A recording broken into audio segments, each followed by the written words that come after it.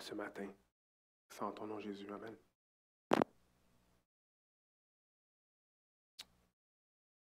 Combien ont pris des résolutions l'année passée? Personne du tout? OK, quelques-uns, OK. Est-ce qu'il y en a qui ont pris des résolutions officieuses? Pas officielles.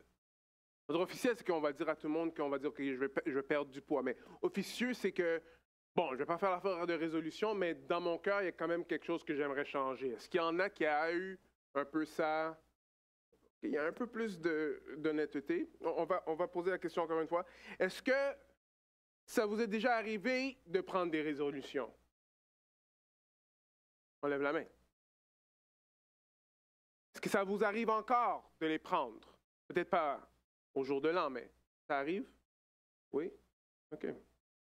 C'est quoi le pourcentage, d'après vous, de personnes qui réussissent la résolution?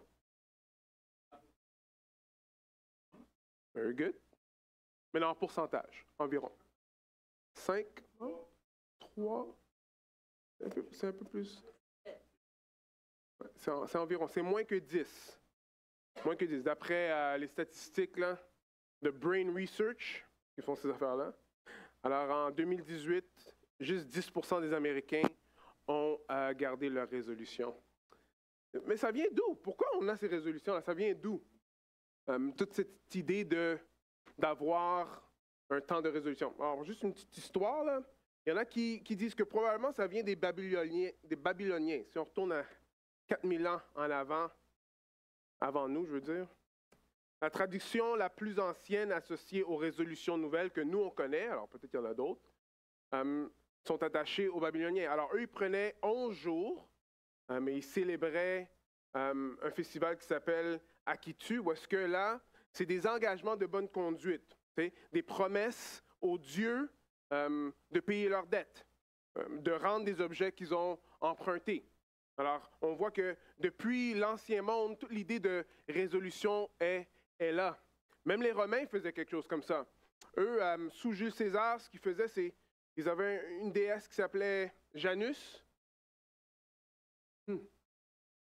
Janvier. Ah! Si vous ne saviez pas, ben, nos mois sont souvent basés sur certaines mythologies grecques, right? Alors, ce dieu romain-là, c'était le dieu des portes, des choix, des commencements, des fins. Right? Alors, les Romains s'engageaient à se comporter correctement un envers l'autre. Ils allaient même se donner des cadeaux. Alors, on voit que dans le passé, ce qu'il y a à faire avec des résolutions, c'est quelque chose qui est quand même très courant. Dans pratiquement toutes les cultures, on va voir ces choses comme ça. Peut-être que ce n'est pas des résolutions en tant que telles, mais des choses qui ressemblent à ça. Comme la culture chinoise, dans le Nouvel An chinois, ce qu'eux, ils vont faire, c'est nettoyer leur maison, la balayer pour enlever la malchance, right? Faire la place pour la bonne fortune. Encore une fois, comme un genre de recommencement, on recommence à nouveau, un nouveau commencement. Le judaïsme, ils en ont un, Rosh Hashanah, peut-être vous avez déjà entendu parler, parce que là, c'est un moment où est-ce qu'on se juge nous-mêmes et on prend des résolutions pour s'améliorer personnellement. Même aussi le christianisme, avec les années, c'est quelque chose qui rentre chez les chrétiens, où est-ce que nous, on veut essayer de faire des résolutions. Vous voyez? Alors, on voit que l'idée de prendre des résolutions, c'est quelque chose qui est là, ça fait depuis très longtemps. Mais on voit qu'il y a une histoire païenne quand même à ça, tu sais. Qu'est-ce que ça veut dire pour nous aujourd'hui? Mais aujourd'hui, on va voir que prendre le temps pour réfléchir à où est-ce qu'on est rendu dans la vie, c'est pas une mauvaise chose. Right? On va même voir que le ton de la façon que Jésus termine le sermon sur la montagne, il nous emmène à une réflexion. Il est très clair dans la réflexion dans laquelle il veut que nous, on participe. Alors, je prie ce matin que nous, on puisse prendre cette réflexion-là et bien réfléchir. Sauf que contrairement à l'emphase du monde qui est de s'améliorer nous-mêmes, Jésus va nous emmener à un autre genre de réflexion. Un autre genre de réflexion. Et c'est quoi les raisons pour lesquelles que le monde ne sont pas capables de faire leur résolution d'après vous? Oui? Oui? Oui? Oui? Mais oui, ça c'est une des raisons, mais ils disent que c'est pas vraiment la plus importante. Oui? Oui! Wow! C'est comme si tu allumais une note. Bam! Right there. Numéro un. Bravo, Vénusia. So, oui, des buts irréalistes. Des buts irréalistes. Alors, un exemple, c'est, OK, bon, moi, je vais commencer à m'entraîner. Ça sonne, est-ce que ça sonne réel? Hein? Oui ou non? OK? All right. Alors, 2 semaines plus tard, moi, je vais commencer à m'entraîner. 3 mois pourtant, l'année n'est pas terminée, moi, je vais commencer à m'entraîner. Qu'est-ce qui est irréaliste dans ce que je suis en train de faire? Il n'y a rien de spécifique. C'est très vague. Je dis pas, je vais commencer à m'entraîner, je vais aller au gym, je vais aller payer et je vais le faire 2 fois par semaine. Ah, ça commence à changer la donne. Mais souvent, c'est très, très vague. Vous me suivez? C'est pas spécifique et des fois, carrément irréaliste. Alors moi, je vais perdre 150 livres en 2 jours. Non, je l'ai vu sur YouTube, ça se fait. Il faut juste manger une plante qui est vraiment dégueulasse, mais ça va. Vous me suivez un peu? Alors, souvent, ces genres des buts irréalistes-là, et aussi des buts qui sont non spécifiques, fait en sorte qu'on perd de motivation. Il y a une autre chose aussi qui est très courante, c'est la sous-estimation des obstacles. Alors, on va penser, ben oui, OK, je vais le faire 3 fois par semaine, sans problème, je vais me réveiller, sans problème. Et dans ma tête, c'est comme genre, regarde, je l'ai vu le gars sur YouTube, regarde, ça fait comme 6 semaines, regarde-le. Mais pas réaliser que ça va faire mal, et ça ne te tentera pas. Right? Non? Peut-être moi, je parle à moi-même. OK, vous, ça n'a aucun problème. Non, les fausses, les sous-estimations des obstacles. Une autre chose qu'on peut voir souvent, c'est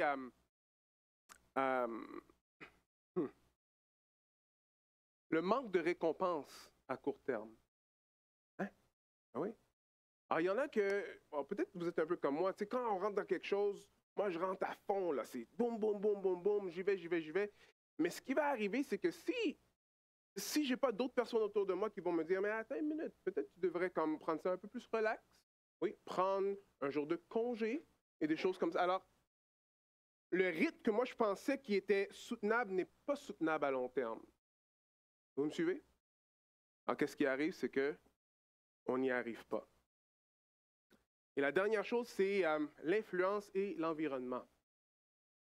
La majorité des personnes prennent pour acquis l'influence et l'environnement autour d'eux. Il y en a qui ne réalisent pas qu'ils ont besoin de l'influence et de l'environnement pour être capables d'arriver à leur but. C'est-à-dire qu'ils veulent essayer de le faire tout seuls. Okay?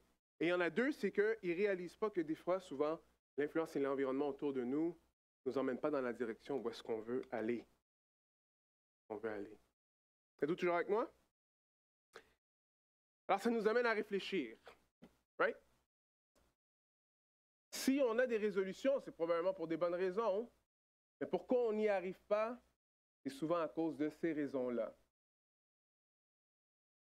On n'a pas de but spécifique, ou bien c'est irréaliste, ou bien on n'est pas bien entouré, ou bien on a un rythme qui n'est pas très bon. Bon, alors, pourquoi est-ce que le monde veut faire des résolutions? Maintenant, regardez un peu ce que la psychologie va nous dire. Elle va nous dire ceci. L'idée des résolutions en particulier c'est celle des Nouvel An, est enracinée dans un mélange de psychologie et de pratiques culturelles. Cette tradition reflète un désir inné d'amélioration de soi et de croissance. Qu'est-ce que ça veut dire? Ça veut dire que le monde, moi, je veux être une meilleure personne. Je veux être un meilleur moi. Right? Il y a quelque chose qui ne fonctionne pas, je veux être meilleur. Psychologiquement, fixer des résolutions est lié à notre désir d'autoréalisation et à la réalisation de notre plein potentiel personnel. Vous voyez? Alors souvent, ce qui a à faire avec les résolutions, c'est parce que nous, on veut être un meilleur nous. On veut vraiment accomplir notre potentiel entièrement. Alors, cela donne un sens renouvelé et une nouvelle direction. C'est intéressant. Des fois, je vais faire des sessions avec certaines personnes où on va planifier. On va juste planifier 2-3 mois. Vous savez, 2-3 mois de planifier, tu rencontres la personne 2 semaines après, la personne est super contente. Là. Le fait qu'il y ait un plan, tout d'un coup, la personne, j'ai un nouveau but, j'ai une nouvelle direction. Mais j'ai de la nouvelle pour vous. Même si toutes les résolutions que vous avez dans votre tête, là, vous êtes capable de l'accomplir dans l'année 2024, ça va toujours pas assez. Pourquoi? Parce que c'est axé sur le moi. C'est axé sur comment que moi je peux être une meilleure personne. Mais je peux vous dire que vous pouvez faire tout ce que vous pouvez, vous ne serez jamais parfait.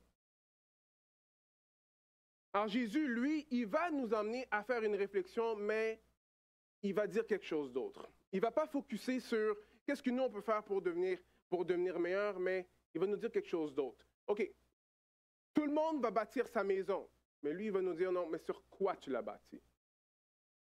Parce que si tu l'as bâti sur une fondation qui est solide, la maison va rester debout. Mais si tu bâtis sur une fondation qui n'est pas solide, elle va s'écrouler. Voilà les mots de Jésus. Et c'est quiconque entend mes paroles, excusez-moi, entend de moi ces paroles, il les met en pratique. Sera semblable à un homme prudent qui a bâti sa maison sur le versé. La pluie est tombée, les torrents sont venus, les vents ont soufflé et se sont portés sur cette maison, et elle n'est pas tombée, car elle était fondée sur le. Mais quiconque entend de moi ces paroles et ne les met pas en pratique est semblable à un homme, quoi? Insensé qui a bâti sa maison sur le sable.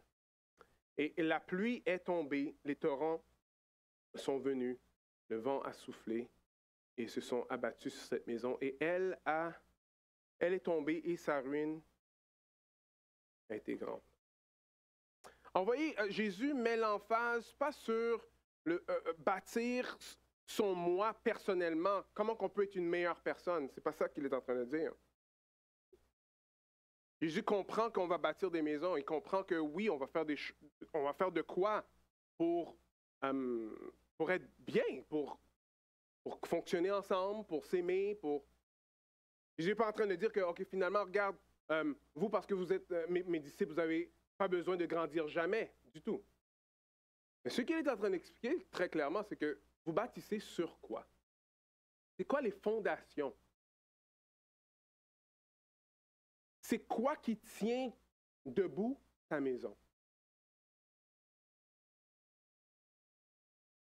C'est intéressant ici, ça ne dit pas, alors peut-être qu'il y aura une tempête, si la tempête vient.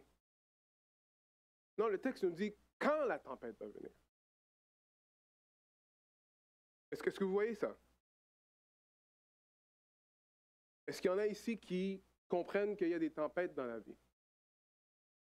Hein? Mais on est comme des brebis.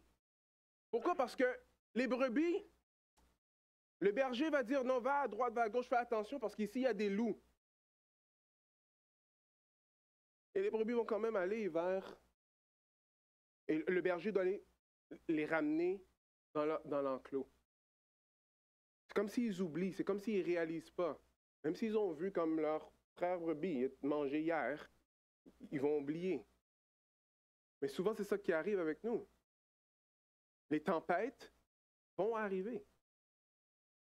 Vont arriver. Alors Jésus nous amène dans une réflexion. Et la réflexion, c'est dans le fond, c'est sur quoi on bâtit. Plus spécifiquement, sur qui on bâtit.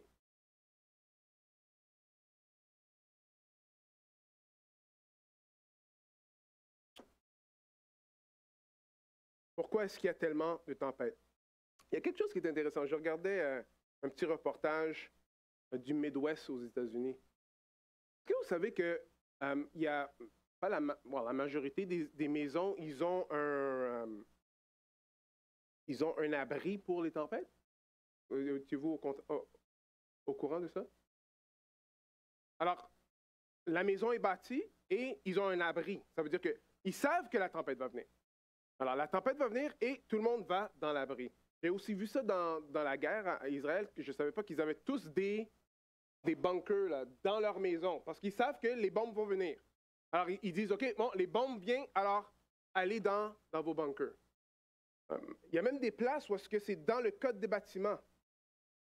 Alors, toutes les nouvelles maisons sont bâties avec des abris contre les tempêtes. C'est intelligent, ça? Ouais, hein? C'est intelligent. Pourquoi? Parce qu'ils savent que la tempête va venir. Dans cette année, fin 2023, quand ce texte était difficile encore, le Seigneur aime ça, me rentrer dedans, c'est bon. Mais prenons un temps pour vraiment se poser la question, mais OK, est-ce que je suis en train de bâtir sur le roc? You know? Contrairement à ce qui pourrait être ambigu ou qui ne fait pas vraiment beaucoup de sens, Jésus nous donne une direction très, très claire. Il y a ou bien tu bâtis sur le roc, ou bien tu ne bâtis pas sur le roc. Ou bien tu passes par la porte, ou bien tu ne passes pas par la porte. Ou bien tu suis le chemin, ou bien tu ne suis pas le chemin. Comme c'est très clair. Jésus donne un ou l'autre, tout le long. Mais j'aimerais que nous, on prête attention de, OK, mais sur quoi que je bâtis ma vie? Sur qui que je bâtis ma vie? Et de laisser l'Esprit Saint nous parler. La bonne nouvelle, c'est qu'encore aujourd'hui, Jésus nous demande de se repentir. C'est ça qu'il nous demande, de changer de direction. Il nous connaît plus que nous, on se connaît nous-mêmes. Alors, quand on entend un message comme ça ce matin, je sais qu'il y en a qui ont conscience un peu plus sensible que d'autres. Ce n'est pas une affaire de est-ce que je suis sauvé ou je ne suis pas sauvé. C'est de se rappeler, OK, mais si je bâtis à la mauvaise place, Jésus nous invite à bâtir à la bonne place. Vous me suivez? S'il y a une chose que vous pouvez tirer d'aujourd'hui, de tout le message aujourd'hui, connaître Jésus, c'est de bâtir à la bonne place. Connaître Jésus, c'est de bâtir à la bonne place. On va voir ce que ça veut dire, ça. OK, allons dans la première chose qu'il va nous montrer. Une seconde.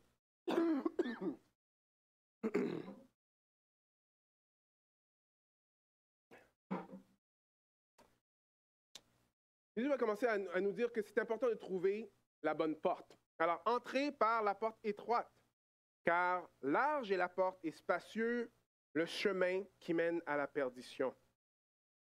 Il y en a beaucoup qui entrent par là, mais étroite est la porte et resserré le chemin qui mène à la vie. Et il y en a peu qui le trouvent. Jésus dit de trouver la bonne porte. Encore une fois, très clair. Ça veut dire quoi bâtir sur le roc? Parce que comme, OK, bâtir sur le roc, est-ce que je vais mettre une roche en dessous de moi? C'est pas ça que ça veut dire, right? Jésus est en train de nous montrer c'est quoi bâtir sur le roc. La première chose, il est en train de dire, bon, si tu veux bâtir sur le roc, si tu veux bâtir sur quelque chose de solide, il faut que tu trouves la bonne porte. Il faut que tu trouves la bonne porte. Mais c'est intéressant parce qu'il explique ici que la porte est étroite. Ce n'est pas une porte qui est large. Ce n'est pas une porte que tout le monde peut passer à travers. Ce n'est pas comme un grand garage, c'est une petite porte étroite. Certains d'entre nous, peut-être, il faut passer, bon, ça dépend, là, de profil. De profil. Il y a une parabole, pas une parabole, il y a une parabole que Jésus-Christ va mentionner que c'est plus facile d'un chameau de rentrer dans le trou d'une aiguille. Et je sais que vous avez déjà entendu cette parabole-là, sinon je vais vous l'expliquer. Alors, c'est plus Il y a deux interprétations à ça. Il y en a qui vont dire que c'est à travers une aiguille, une vraie aiguille, un chameau à travers une aiguille. Alors, c'est très clair qu'un chameau ne rentrerait pas dans une aiguille. Right? Il y en a d'autres qui vont dire, well, c'est parce que dans l'ancien temps, il y avait des places où l'entrée s'appelait comme une entrée, s'appelait une aiguille. Mais pour que le chameau rentre à travers cette aiguille-là, cette entrée-là, il fallait enlever toutes les choses du chameau afin que le chameau puisse passer. Que ce soit un ou que ce soit l'autre, l'interprétation est très claire. On ne peut pas rester attaché avec toutes les choses que nous, on a dans la vie, right? Et passer par cette porte. La porte est étroite. La porte est étroite. Vous vous rappelez, on a vu ça la semaine passée ou il y a 2 semaines. Le jeune homme dit, ça c'est le jeune homme riche, alors j'ai gardé tout cela. Que me manque-t-il encore? Alors Jésus lui dit, alors si tu veux être parfait, va, vends tout ce que tu possèdes, donne-le aux pauvres et tu auras un trésor dans le ciel. Puis, viens et suis-moi. Après avoir entendu cela, le jeune homme s'en alla tout triste car il avait de grands biens. Alors Jésus a dit à ses disciples, en vérité, je vous le dis, il est plus difficile à un riche d'entrer dans le royaume des cieux. Je vous dis encore, il est plus facile à un chameau de passer dans un trou d'une aiguille qu'un riche d'entrer dans le royaume des cieux. Et ça continue à dire ceci. Les disciples, entendant cela, étaient étonnés et dirent, alors, qui peut être sauvé? Et Jésus les regarda et dit aux hommes, cela est impossible, mais à Dieu, tout est possible. Alors, comme vous voyez ici, l'idée, c'est que le riche, il a tellement de choses, il ne peut pas rentrer parce qu'il s'attache toujours à ces choses-là.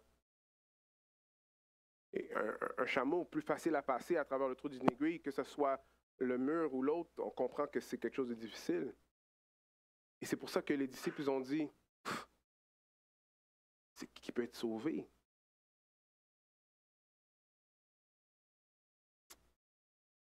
Et c'est ça. Et Dieu dit que ce qui est impossible aux hommes, c'est possible à Dieu. Pourquoi? Parce que la porte est grande comme Jésus.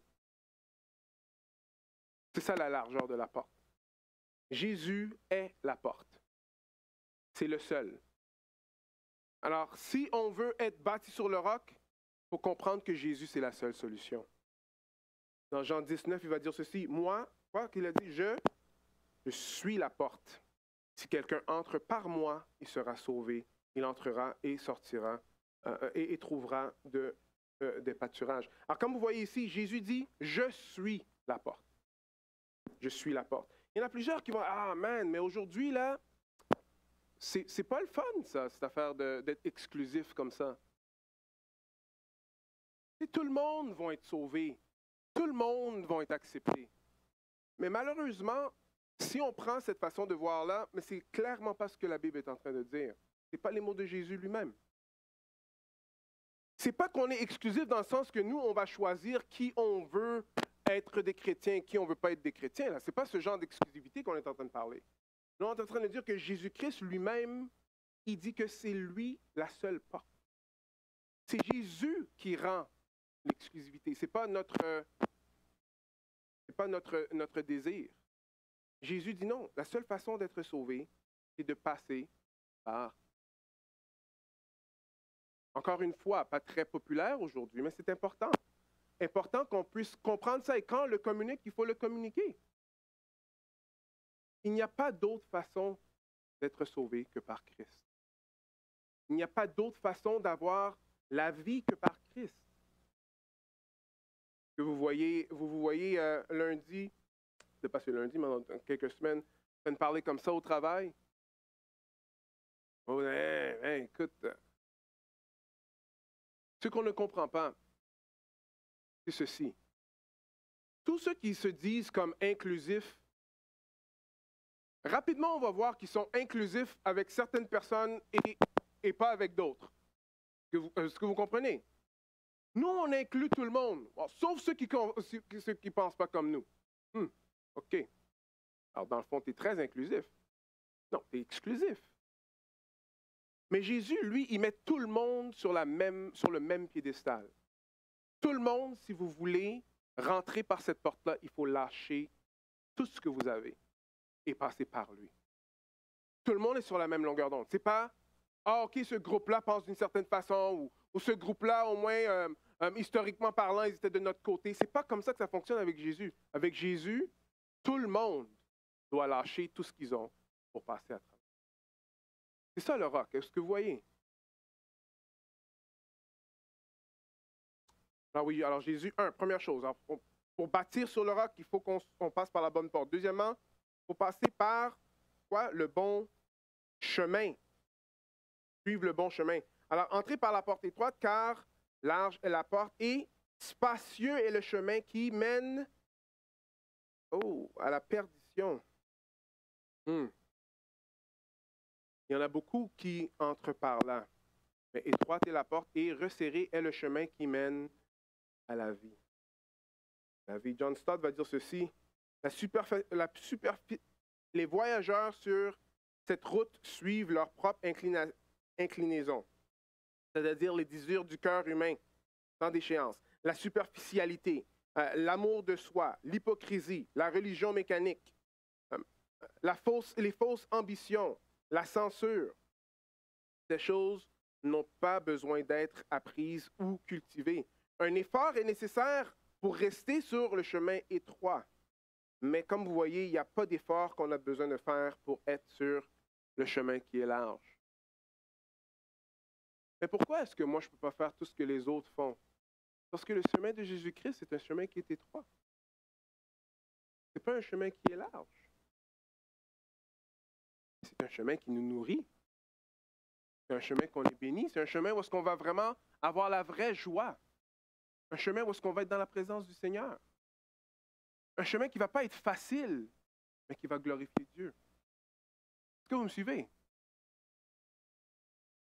Mais ce chemin-là est étroit. Il n'y en a pas beaucoup qui le trouvent. Peu. Peu. Ça ne veut pas dire qu'il ne va pas avoir beaucoup de personnes. Ça veut dire qu'il n'y en aura pas autant qu'on pense. Il n'y en aura pas autant qu'on pense. Alors, il faut trouver la bonne porte. Et 2, il faut être sur le bon chemin. Est-ce que tu vis des épreuves ces jours-ci?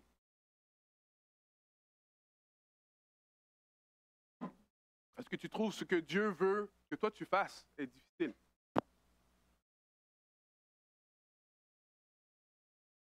Probablement, bon chemin.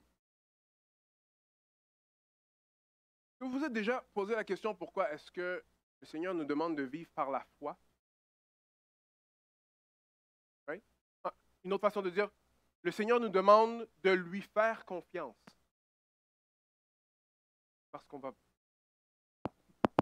j'allais dire pas toujours, mais souvent c'est rarement comprendre ce que lui, il veut dans notre vie.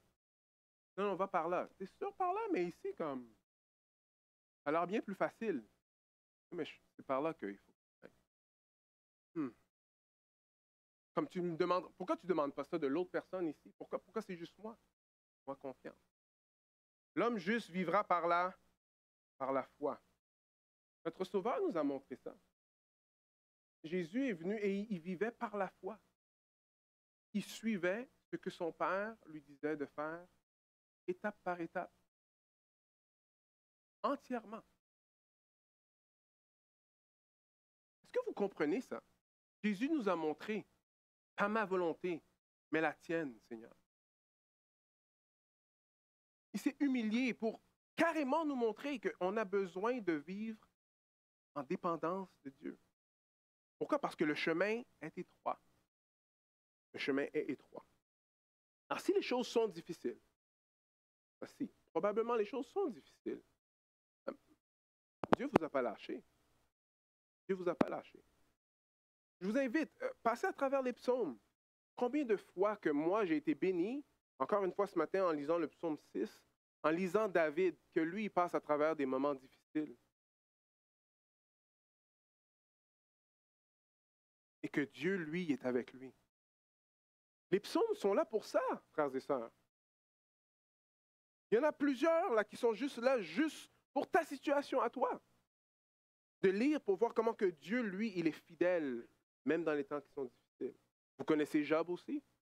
Mais toute la Bible. Non, le chemin du Seigneur est étroit. Et c'est comme ça qu'il le veut. Il nous dit de le faire confiance. Faire confiance. C'est comme ça qu'on bâtit sur le roc. Après, bon, Matthieu va nous emmener et il va nous dire, OK, gardez-vous des faux prophètes. Alors, ils viennent à vous comme des brebis, mais au-dedans d'eux sont des loups ravisseurs. Vous les reconnaîtrez par leurs fruits. Cueille-t-on des raisins sur des épines ou des figues sur des charbons? Tout bon arbre porte de bons fruits, mais le mauvais arbre porte de mauvais fruits. Vous les reconnaîtrez par leurs fruits. Cueille-t-on des raisins sur des épines ou des figues sur des chardons? Tout bon arbre porte de bons fruits, mais le mauvais arbre produit de mauvais fruits. Un bon arbre ne peut porter de mauvais fruits, ni un mauvais arbre porte de bons fruits. Tout arbre qui ne produit pas de bons fruits est coupé et jeté au feu. C'est donc à leurs fruits que vous les reconnaîtrez. C'est très important de comprendre ce texte-là parce que, alors, un, il nous a montré par où passer, deux, sur quel chemin marcher. Maintenant, Jésus met vraiment l'emphase que c'est important de protéger la vérité, de savoir ce qui est vrai. Et ça passe par des personnes comme moi. Parce qu'ici, il parle des faux prophètes. Je suis en train de dire que je suis faux prophète. Mais si je le suis, il faut me mettre dehors. OK? Pourquoi? Parce que l'importance de garder ce qui est vrai, c'est ça qui va faire en sorte que nous, on ne va pas suivre du monde qui vont à la dérive. Et ici, c'est ça qu'il est en train de mentionner. Il est en train de mentionner, vous voyez, ceux qui enseignent, les prophètes, ceux qui sont en train d'enseigner la parole de Dieu. Faites attention aux faux prophètes. S'il parle de faux prophètes, ça veut dire qu'il y a des vérités. Il y a ce qui est vrai, c'est ce qui est faux. Jérémie nous aide, je ne sais pas pourquoi ça frappe comme ça, mais Jérémie nous aide à comprendre un peu c'est quoi les faux prophètes en disant ceci dans Jérémie 23:16. Ainsi, par l'Éternel des armées, n'écoutez pas les paroles des prophètes qui vous prophétisent. Ils vous illusionnent. Ils racontent quoi? Les visions de leur propre cœur et non ce qui vient de la bouche de l'Éternel. Alors, vous voyez ici, c'est important de faire attention à qui on écoute, à quoi on écoute. Parce que les faux prophètes vont parler de ce que eux, ils veulent parler, pas de ce que la parole de Dieu est en train de dire. Il dit de faire attention à ça. Dans l'ère Internet, il faut que je mentionne, pas parce qu'on écoute quelqu'un sur Internet que nécessairement cette personne-là est en train de porter du bon fruit. Est-ce que vous comprenez pourquoi c'est important de faire partie de l'Église locale? Parce que l'Église locale, on se connaît. Combien de fois il y en a qui vont venir me dire « Hey, est-ce que tu as entendu parler que Kanye West est chrétien ou Steph Curry est chrétien ou bien U2, ils sont des chrétiens? » C'est d'avoir plusieurs âges. Ou n'importe quelle autre célébrité, ils sont chrétiens. Et parce qu'ils sont chrétiens, alors là, moi je veux vraiment être chrétien. Là. Moi, vous savez, je vais vous dire quelque chose. Il n'y a pas moyen. Moi, je ne le sais pas. Je sais, c'est ça qu'ils disent. OK, si c'est le cas, gloire à Dieu. Mais je ne sais pas parce que je ne vois pas les fruits.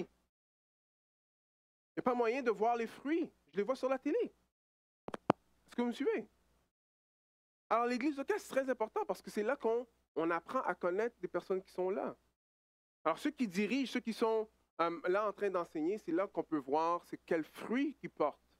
Parce qu'ici, très important, vous les reconnaîtrez par leurs fruits. Et s'il y a des mauvais fruits, alors oui, Ils doivent venir à la repentance ou ils doivent être retirés. Ce qu'on croit est très important. La vérité est très importante. Alors, pour bâtir notre maison sur quelque chose qui est solide, non seulement qu'on doit savoir où passer, on doit savoir quel chemin suivre, mais on doit savoir ce qui est vrai. Ce qui est vrai.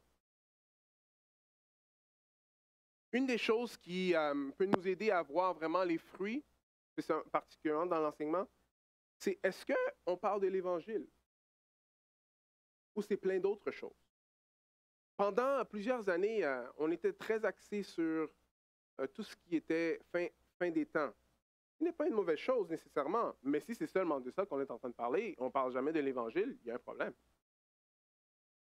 Après là, on est rentré dans le moi. Est-ce que c'est vrai que nous, on doit faire attention à ce que nous, on croit et tout? Oui. Mais si c'est seulement de ça qu'on parle et on ne parle pas de l'Évangile, il y a un problème. Et il y aura d'autres choses dans les prochaines années. Il y a toujours des vagues comme ça. Une des façons de voir, mais est-ce que l'Évangile est au centre? Parce que rappelez-vous, la seule façon de bâtir sur le roc, c'est qu'il faut passer par la porte qui est étroite, et la porte qui est étroite à la grandeur de Jésus. Jésus est celui qui sauve. Une erreur des fois qu'on peut faire quand on est en train de partager la parole, c'est qu'on va voir quelqu'un qui est en train de vivre une vie qui est complètement déréglée. Et on va lui dire, bon, regarde, mais arrête de faire ça, et arrête de faire ça, et ça va aller mieux, et je vais prier pour toi. C'est comme dire à un aveugle, hé, regarde.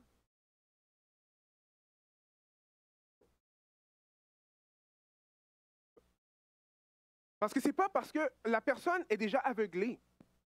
C'est pour ça qu'elle est en train d'essayer de se remplir par toutes ces choses-là. Non, on a besoin d'emmener quoi? L'Évangile. On a besoin d'emmener Jésus-Christ. Et regardez la situation qu'on est en train de dire, ah, fais pas ci, fais pas ça. On peut comprendre comment que l'autre personne peut dire, mais pourquoi tu me juges? Oui, parce que c'est quel standard qu'on est en train de dire, mais moi, je vis une vie qui est quand même assez correcte et je suis content, alors toi aussi, tu peux faire la même affaire. Ça, c'est un problème. Non, la parole de Dieu nous ramène encore une fois. Où ça? À Jésus. Si tu évangélises, ça veut dire que tu présentes Jésus. Ça ne veut pas dire que tu es en train de dire que tu es religieux, là. Êtes-vous avec moi? Si on parle d'évangélisation, c'est parce que tu es en train de présenter Jésus comme solution. C'est la seule solution. Moi, je ne suis pas la solution. Tu n'es pas la solution. C'est seulement Christ qui est la solution. Important de garder ça au centre. On continue. Alors, c'est donc par leurs fruits que vous les reconnaîtrez. Alors, quiconque me dit Seigneur, Seigneur n'entrera pas forcément dans le royaume des cieux, mais celui-là seul qui fait la volonté de mon Père qui est dans les cieux. Beaucoup me diront en ce jour-là, mais Seigneur, Seigneur, n'est-ce pas en ton nom que nous avons prophétisé, en ton nom que nous avons chassé des démons, en ton nom que nous avons fait beaucoup de miracles? Et ici, voilà la clé. Et alors, je leur déclarerai, je ne vous ai jamais connu. Retirez-vous de moi, vous qui commettez l'iniquité. Alors, comme on voit ici c'est encore dans le contexte des faux prophètes qui vont venir dire, on a fait plein de choses en ton nom. Et Jésus a dit, oh, c'est parce que vous ne me connaissez pas. Alors, définitivement, on peut aussi l'appliquer dans nos vies et de voir l'affaire la plus importante dans la vie de n'importe quel humain, c'est quoi? C'est de connaître. C'est de connaître Christ. Alors, si tu veux bâtir sur le roc, tu as besoin de connaître Jésus. Connaître Jésus. La roue, elle roule, hein? La roue de la société. Le travail, la maison, la maladie, les enfants. Et ça roule, ça n'arrête pas. Si nous, on ne prend pas le temps,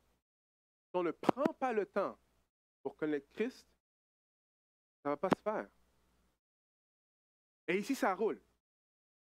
Si tu ne roules pas, tu ne survis même pas. Est-ce que vous voyez un peu? Mais Mais ça, c'est une façon de bâtir notre maison. Mais regardez à droite et regardez à gauche. Il y en a plusieurs qui ont bâti leur maison comme ça. Mais vous les connaissez. Pensez à certains collègues de travail. La tempête est arrivée. Et qu'est-ce qui s'est passé? Il n'y a pas grand-chose qui les tient. Hein?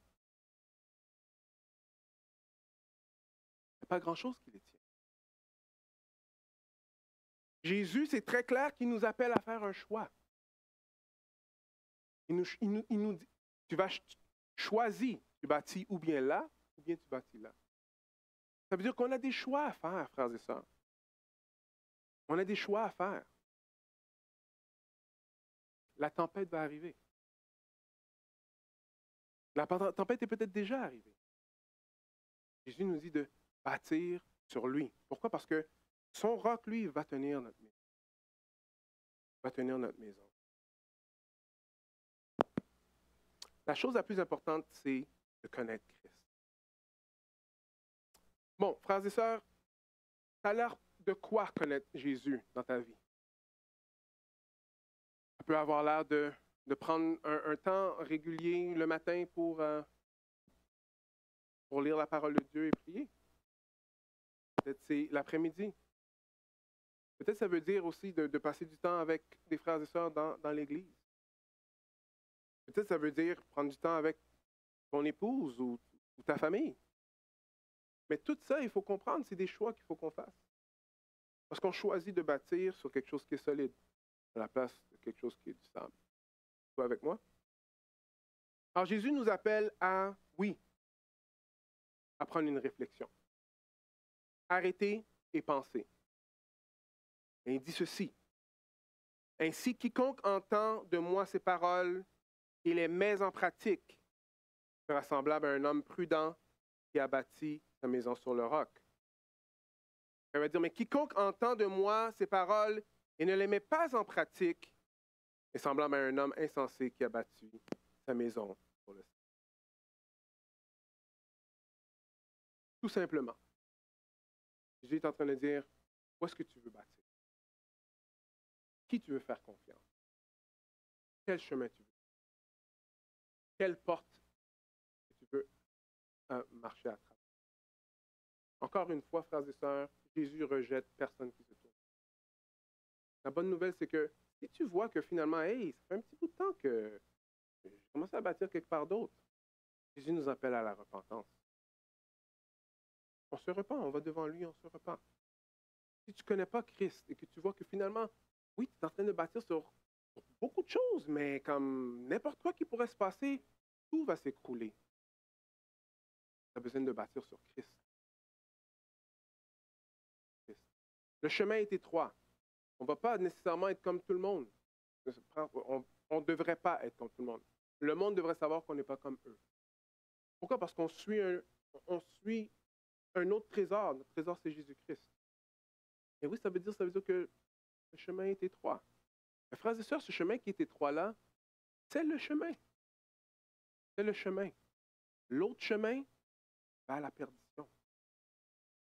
L'autre chemin va à la perdition. Ce n'est pas le chemin qu'on veut suivre.